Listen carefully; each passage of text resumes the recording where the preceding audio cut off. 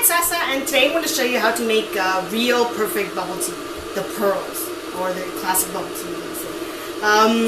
Because you know the ones that you go to the bubble tea store and you pay like, I don't know, it's not $3-4 for the drink, and if you want the bubbles, which is the pearls, these little balls, you have to pay an extra $1 for like a couple spoonfuls, and like you just buy these packets. These are quite small packets.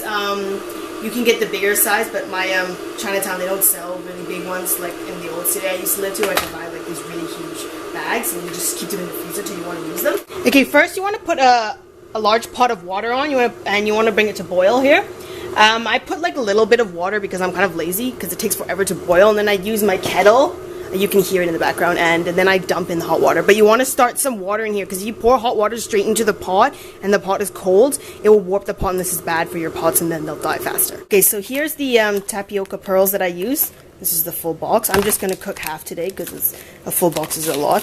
So anyways, it's Chinese obviously, so they have the English translations. Of course it's really like confusing and no one can understand. Let's read this. Stir a pack of tapioca from package into 2 liters of broiling water. Yeah, they spelled that wrong. Cook tapioca for 25 minutes in mid-fire, okay. Stay the cooked tapioca in pot for 20 minutes with cover, and then rinse tapioca with cold water, and it's ready to serve. Right, so I'm going to show you how to make it in less confusing English.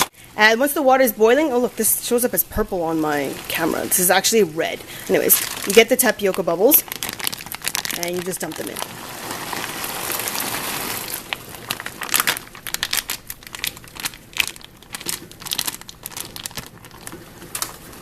And then you just get a spoon.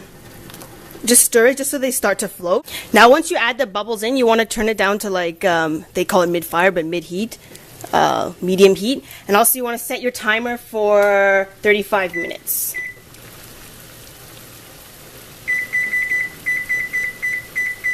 Start. Yes. And look down here. Like this. And you want to make sure as like, see the water is bubbling like this. You want to keep that heat and keep the pot open.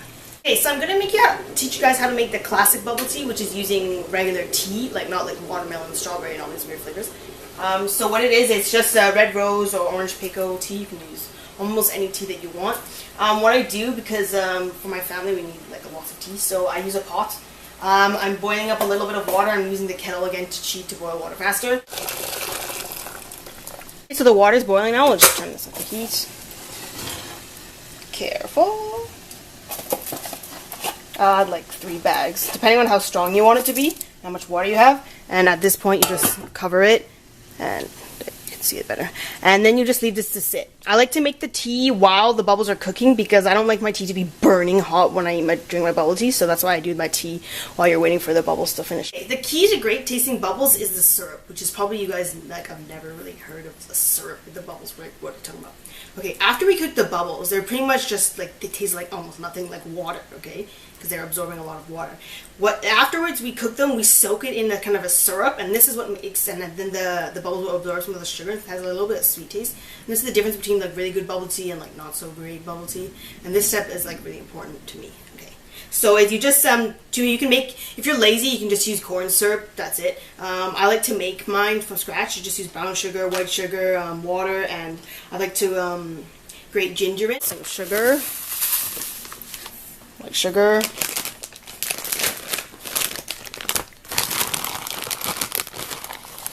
brown sugar.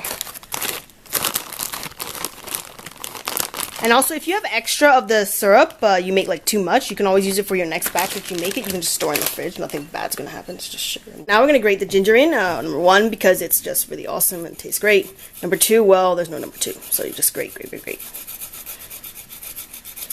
Grating like this will get all the little juices, because if you cut in big chunks, well, no flavor will come up. Ingredients are in the pot. You want to cook it. So turn on. You want to slowly bring this up to a light boil. After the syrup's been brought to a boil, it should have a smooth consistency. The beeper timer finished. You just want to check the bubbles and see how it's got like this kind of like slimy, kind of goopy, like weird kind of glue stuff. That's normal, okay? There's no need to freak out. You just want to spoon up some bubbles. And, here, I'll bring this closer. And you want to check to make sure that they're all black within, okay? If you see some kind of like brown color, that means they need to cook longer, and you want to check a few other ones too. See, like these ones are not really fully cooked. It's hard to see. But there's a little bit brown on the inside, so you want to cook it a bit longer. Then you want to turn off the heat. Now this part you want to cover with a lid, and we're just going to remove it from the heat, so just move it up here. And then you want to set the timer for 20 minutes. Start. After the 20 minutes, you just open this. Wow! We need the bubbles to separate, so first we're going to dump them into a colander. You want to make sure that the holes aren't too big, that the bubbles will fall through, and then they'll go all down the drain, right?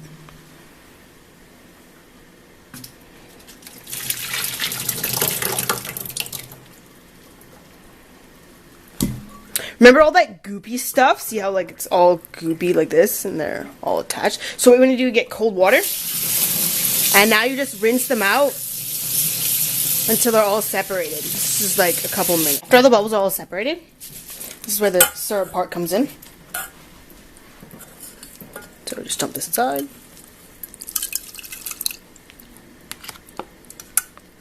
One more. Now you leave the bubbles to soak in the syrup for 15 minutes, and then they're ready to serve. Okay, so it's been 15 minutes, and now I'm going to show you how to prepare. You get a big cup. You just scoop as much bubbles as you want.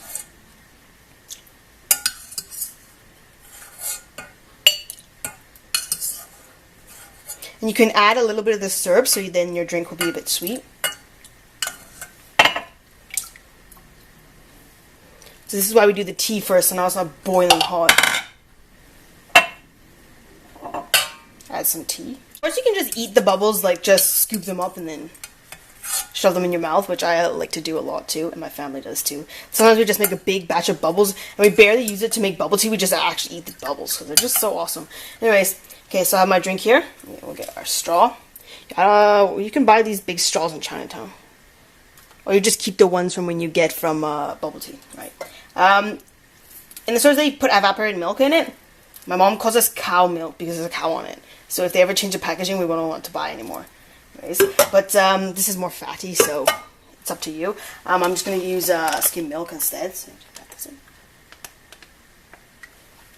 then we stir.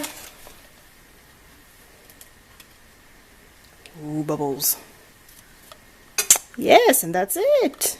Yummy! The bubbles will last up to 12 hours, but even 12 hours is not like... So it's best to consume as soon as you finish making them, after the 15 minutes, because if you let it soak for too long, the bubbles can be really hard. And even if they become really hard, it's not that big deal. You just reboil them, and then they'll become soft again, and then you can re-soak them again. And then that's it. But that normally never is a problem with my family, because we just like everyone just scarfs it down like crazy. And if you don't eat it really fast, then someone else will eat it, and then you won't get any. So it's kind of a war. Yeah. Okay, so that's it for the bubble tea. You can just add milk and sugar and the bubbles up to your taste. It's completely up to you. And this is the classic bubble tea. Yes, mine has a lot of bubbles because I like bubbles. Yummy. So I hope you learned something and it was interesting and fun to watch. To my next video. Bye-bye!